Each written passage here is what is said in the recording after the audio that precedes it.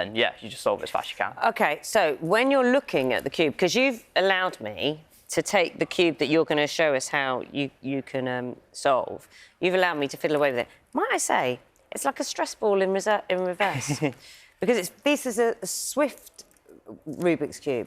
For competition So the normal purposes. ones are quite stiff, yeah, make quite a lot of noise. This glides around. So I get to do this and fiddle around with this, and you don't get to see what I'm doing with it.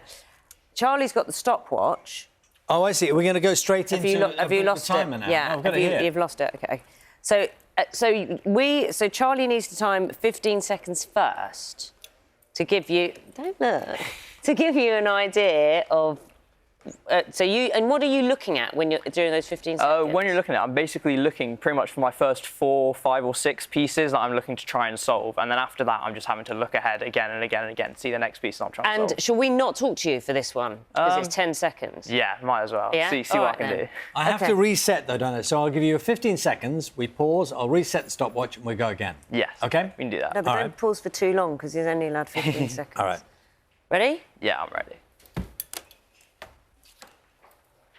So this is 15 seconds while he's assessing the algorithms that he's going to be using, Aidan. And you've got 10 seconds now, and then you're going to be figuring out your first few moves, but you're not moving anything. That's the 15. OK, reset, So I'll go. recorrect Go. and go.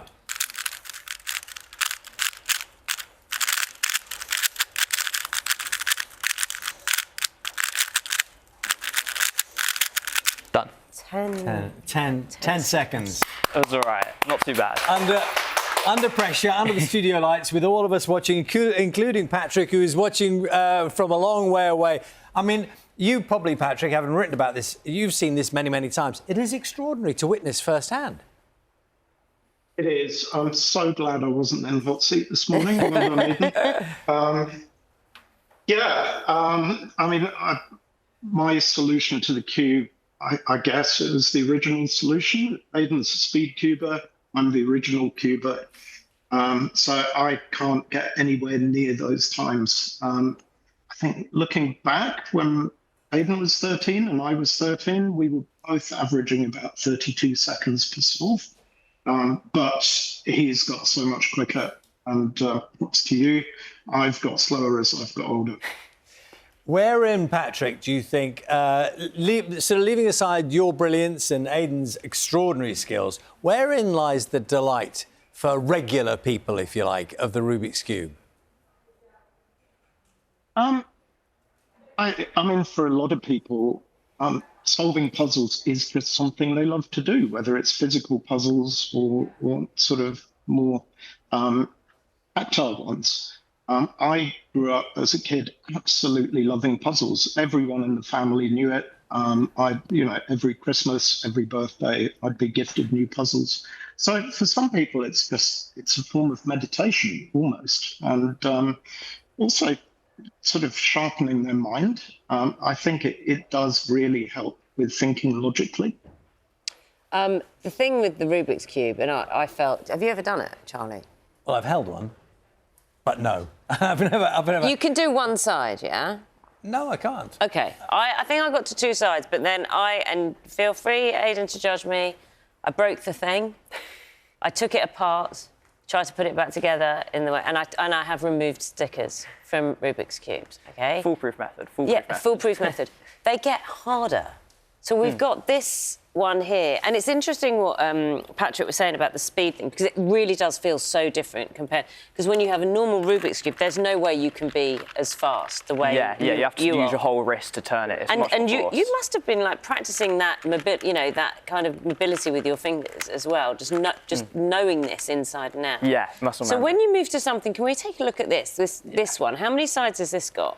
This has 12 sides. It's called a Mega Minx. So let's just... Oh, OK. Oh, it feels nice. And how many times amplified is the challenge of doing that as compared with a regular Rubik's Cube? I wouldn't say the challenge is that significantly harder. Give it a go. We won't time you, but give it a go. Yeah, now. the main issue here is that it just takes far longer to do this one. It's pretty much doing a 3x3 over and over and over again, but with different colours, pretty much. Can I ask a really serious question, Aidan? What is actually going on in your head? Yes, that's what I was saying. While you're looking and you're talking, but is it maths? What's going on in your head? It's pretty much just muscle memory. I see the colours and then I think what algorithm do I have to do to solve these pieces in the way that I want to solve them. And when you looked yeah. at algorithms, did you learn the algorithms, or did the algorithms become apparent as you kind of kept doing more of the cube? Wow. That was So quick. no, That is algorithms, ridiculous. I pretty much YouTube, lots of Google documents, I've learnt them pretty much. There's notation for the Rubik's Cube, and then you can find specific cases, find the algorithms that you want to use to solve them, and that's, yes, pretty much all online. So, Patrick, when you hear Aidan doing something like that, when you were kind of looking at, you know, showing the way to solve the puzzle, you didn't approach it that way, did you? No, there were no algorithms. My solution was the first published solution. So yeah, I mean, I was on a family holiday. I had to break my hand. I was sort of stuck indoors for a couple of weeks with my arm in plaster. So a very thoughtful cousin sent me a Rubik's Cube, and it had just arrived in the shops. So I spent 2 solid weeks doing nothing other than just exploring it, finding patterns, putting them together, and developing some of those early algorithms. The book is, I mean, it's a very simple set of algorithms, but it was enough to explain the simple steps of a solution and help people completely new to the problem solve it. Think if the speed cuber looked at many of the algorithms I'd come up with now, they'd laugh and go, wow, that's pretty quaint. But we have to start somewhere. Do you, I guess Aidan? what I published was a start. Do you think that they were quite the kind of old, I suppose it's old-fashioned, no offence, Patrick, the past solutions? No, well, to be honest, I find it even more impressive because all I do is I go online, I find the algorithms, I just learn them. It's all in my memory, whereas I don't think I could ever come up with them from scratch. I think it's so extraordinary that people manage to do that because, like, nowadays, most of the algorithms, they're generated by, like, search engines. They look for them, that, like, it's computer done. So, like, humans doing it, making the first and finding the first solutions is just incredible to me. Aidan, given how good you are at Rubik's Cube, is it possible for you to give assistance, like a really basic starting point for someone who's never done one? How I look at... shall I hold that up that minute? I look at this, and when I saw you were inspecting the whole thing, I look at that and... what now? What do I do? Well, so the first, like... Well, I know I spin it round. I haven't got a plan. The first basic step I think most tutorials give is what you want to do is try and solve what they call a daisy. So if I scramble this one up quickly, what you want to do is try and get with the yellow center, all the edges around it to be white like this.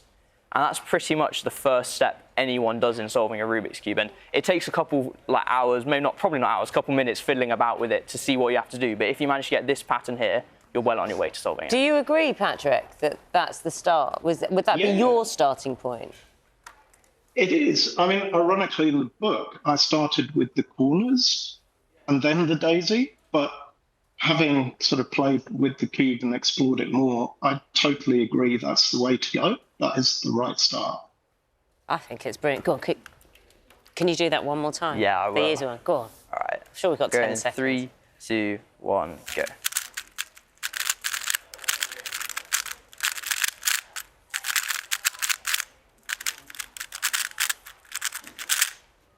There you go. Do you find it calming, Aidan, while you're doing it? Yeah, definitely. Are you in a peaceful Being in a place? zone. Yeah, it takes my mind off everything else in life. I can just focus on it, yeah. I think you're both incredibly clever people. Patrick, Bossa, I hope you enjoyed the admiration from Aidan as well for like human beings over computers every time. It's made my year. Thank you.